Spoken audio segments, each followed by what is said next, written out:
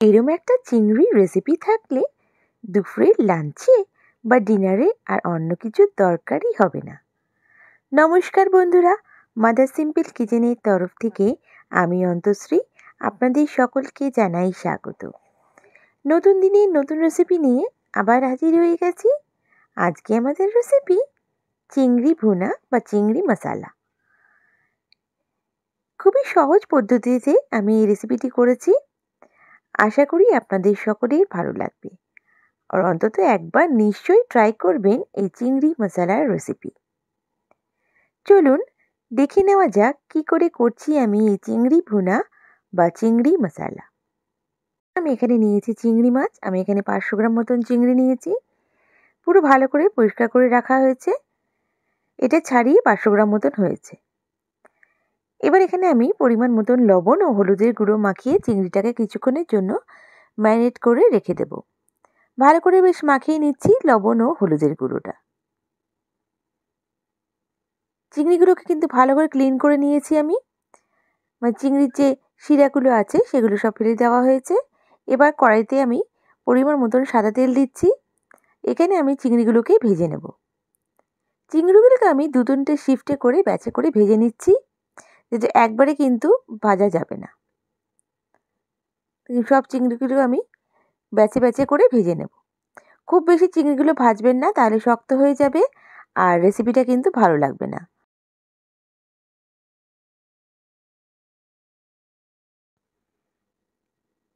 এবার আমি চিংড়িগুলোকে তুলে রাখছি। একইভাবে আমি সব চিংড়িগুলো কিন্তু ভেজে নেব। দেখুন চিংড়িগুলো তুলে রাখছি। এরকম ভাজলে পরেই চিংড়িটা কিন্তু খেতে ভালো লাগবে।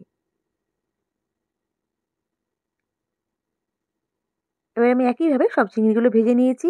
এই একই তেলের মধ্যে আমি এখানে 2 গোটা শুকনো লঙ্কা ফোড়ন দিলাম। আর এখানে আমি অ্যাড করে দিলাম 3টে চপ করে রাখা পেঁয়াজ।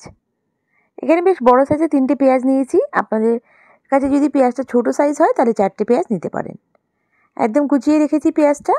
ভালো করে আমি একটু নাড়িয়ে চাড়িয়ে নিচ্ছি।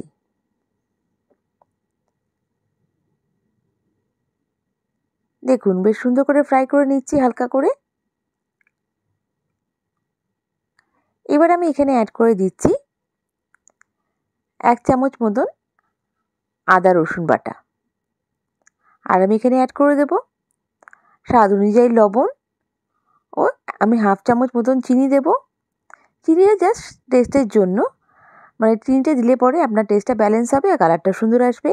তবে আপনারা যদি চান তাহলে চিনিটাকে অ্যাভয়েড করতে পারেন। এবার ভালো করে একটু নাড়িয়ে চাড়িয়ে নিচ্ছি। যতক্ষণ না আদা রসুনের কাঁচা ভাবটা যাচ্ছে আমি কিন্তু অন্য কোনো মশলা অ্যাড করছি না। দেখুন সুন্দর করে আমি একটু পেঁয়াজের সাথে আদা রসুনটাকে কষিয়ে নিচ্ছি। এবার আমি এখানে অ্যাড করে দেব 1 চামচ মতন হলুদের গুঁড়ো, 1 চামচ মতন লঙ্কা গুঁড়ো, 1 চামচ মতন কাশ্মীরি লঙ্কা গুঁড়ো।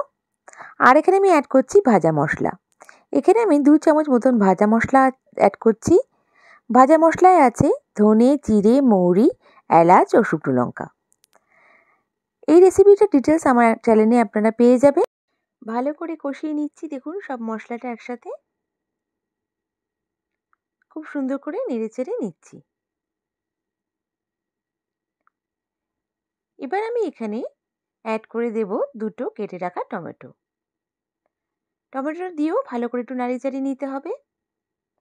আর ততক্ষণ কষাবো যতক্ষণ না টমেটোটা সফট হয়ে যাচ্ছে। দেখুন ভালো করে একটু আমি নাড়িয়ে কষিয়ে নিচ্ছি।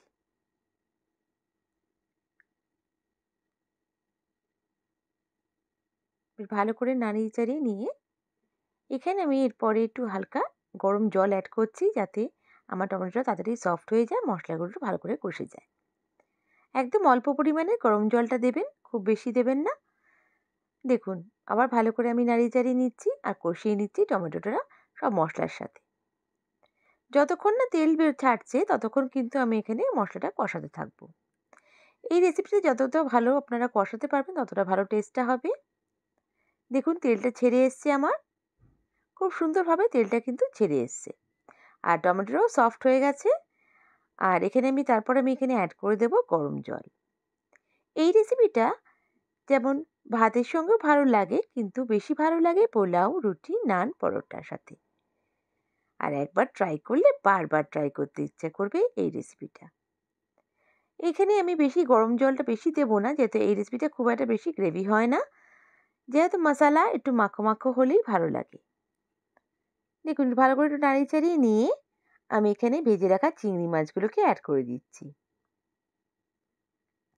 চিংড়ি মাছগুলো দিয়ে খুব বেশিক্ষণ ফোটানোর দরকার নেই, যেহেতু মাছটা অলরেডি কিন্তু কুক।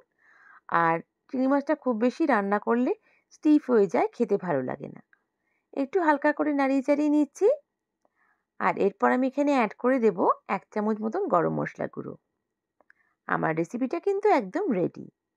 বন্ধুরা, আমার রেসিপিটা যদি ভালো লেগে থাকে প্লিজ লাইক করে সাবস্ক্রাইব করে আমার পাশে থেকে যাবেন। বেল বাটনটা প্রেস করবেন যাতে আমার রান্নার নোটিফিকেশনগুলো সব থেকে প্রথমে আপনারা পেয়ে যান। আর যদি আমার রেসিপিটা ফেসবুক পেজ থেকে দেখে থাকেন তাহলে আমার পেজটাকে লাইক করে ফলো করে দেবেন প্লিজ। আপনাদের এক একটা লাইক কমেন্ট আমাকে মোটিভেট করে নতুন নতুন রেসিপি নিয়ে আসার জন্য। আর বন্ধুরা, আপনাদের মিষ্টি মিষ্টি কমেন্টসের জন্য অসংখ্য ধন্যবাদ। আমি সত্যিই মোটিভেট হচ্ছি, আমার কাজে আগ্রহ বাড়ছে। আর আপনারা যদি চান কোনো নিত্য নতুন রেসিপি আপনাদের জন্য ট্রাই করি, অবশ্যই আমাকে কমেন্ট বক্সে মেনশন করবেন। নেক্সট রেসিপি নিয়ে আবার হাজির হয়ে যাব। সবাই ভালো থাকবেন, সুস্থ থাকবেন। বাই। Thank you.